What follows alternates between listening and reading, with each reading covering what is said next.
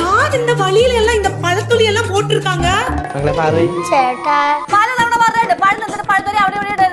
അയ്യോ അമ്മ, നിന്റെ ടെൻഷൻ കണ്ടാ തോന്നുമല്ലോ നീ ആടാ പഴത്തൊലി കൊണ്ടുപോയിട്ട് എന്നെ തെന്നി വീഴ്ചതെന്ന്. ആരായിരിക്കും ഇവിടെ കൊണ്ടിട്ടത്?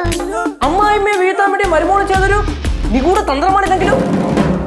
അവസാനം വരെ സിദ്ധു ഉണ്ടാവും എന്നുള്ളൊരു പ്രതീക്ഷ ഉണ്ടായിരുന്നു. പക്ഷെ പ്രൊമോയുടെ ലാസ്റ്റ് വരെ സിദ്ധു ഇല്ല. അപ്പോൾ പിന്നെ പഴയ എപ്പിസോഡ് തന്നെയാണ് ടെലികാസ്റ്റ് ചെയ്യുന്നത്. സിദ്ധു വരുന്നതിന് മുമ്പുള്ള ഷൂട്ട് ചെയ്ത് വെച്ചിരുന്ന ആ ഒരു സ്റ്റോക്ക് എപ്പിസോഡുകൾ പിന്നെ ടെലികാസ്റ്റ് ചെയ്തുകൊണ്ടിരിക്കുന്ന ഒരു പരിപാടിയാണ് ഇപ്പോൾ നടന്നുകൊണ്ടിരിക്കുന്നത്. അപ്പോൾ അത് തന്നെ അവർ കണ്ടിന്യൂ ചെയ്യുകയാണ്. അപ്പോൾ ഞാൻ വിചാരിച്ചു സിദ്ധു ഉണ്ടാവും, ലാസ്റ്റ് ഒരു എൻട്രിയെങ്കിലും ഉണ്ടാവും. അത് ആ പ്രതീക്ഷയില്ല. ജനാർദ്ദൻ അച്ഛനും ഇല്ല. അപ്പം സീതമ്മ മാത്രം വെച്ചിട്ടുള്ള എപ്പിസോഡുകളാണ് പൊയ്ക്കൊണ്ടിരിക്കുന്നത്. ചെറിയ കുറച്ച് പരിപാടികളൊക്കെ ആയിട്ട് ശിവാനിയൊക്കെ വന്നിട്ട് തന്നെ എത്ര ദിവസമായെന്ന് അറിയത്തില്ല. അപ്പോൾ ശിവാനിയൊക്കെ ഭയങ്കരമായിട്ട് മിസ് ചെയ്യുന്നുണ്ട്. അപ്പോൾ ഈ എപ്പിസോഡുകളെല്ലാം ഇപ്പം എനിക്കൊരു വലിയ അത്യാവശ്യം കുഴപ്പമില്ലാതെ പോകുന്നൊരു സംഗമനതിയായിട്ടാണ് തോന്നുന്നത്. സിദ്ധു വന്ന സ്ഥിതിക്ക് ഒരുപാട് കാര്യങ്ങൾ ചെയ്യാൻ പറ്റും. ഇപ്പോൾ ഇനി ഓണം എപ്പിസോഡുകൾ വരാൻ പോവുകയാണ്. അപ്പോൾ അതിലെങ്കിലും സിദ്ധുവിനെ ഉൾപ്പെടുത്തിയിട്ടുള്ള ഓണം എപ്പിസോഡുകളൊക്കെ ഷൂട്ട് ചെയ്ത് വെച്ചിരുന്നാൽ നന്നായിരിക്കും. നല്ല TRP റേറ്റിംഗ് കയറാൻ പറ്റിയ എപ്പിസോഡുകളാണ് ഓണം എപ്പിസോഡുകളൊക്കെ. സിദ്ധുവും ലച്ചുമൊക്കെ ആയിട്ട് എല്ലാവരും പറഞ്ഞു. ജനാർദ്ദൻ അച്ഛന്, സീതമ്മ, എല്ലാവരും കോഴിപ്പളത്തെ ടീം